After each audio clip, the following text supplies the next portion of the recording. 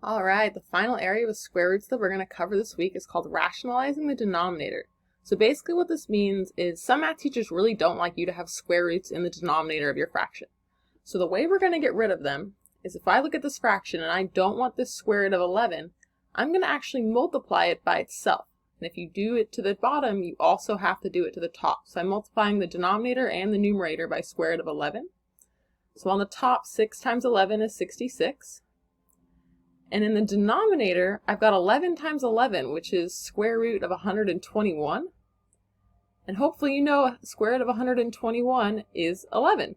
So really all it did was turn it back into the denominator from the original, but without the square root. So you're multiplying by the denominator to the top and the bottom, and then simplifying the denominator. And now you have rationalized the denominator. So we have no more square roots. So let's try one more like that.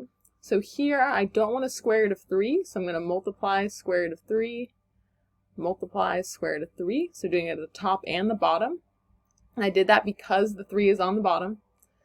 So that is going to give me square root 2 times 3 is 6, 3 times 3 is 9,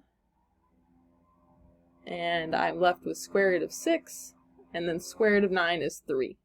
So we have gotten rid of all of the square roots in the denominator.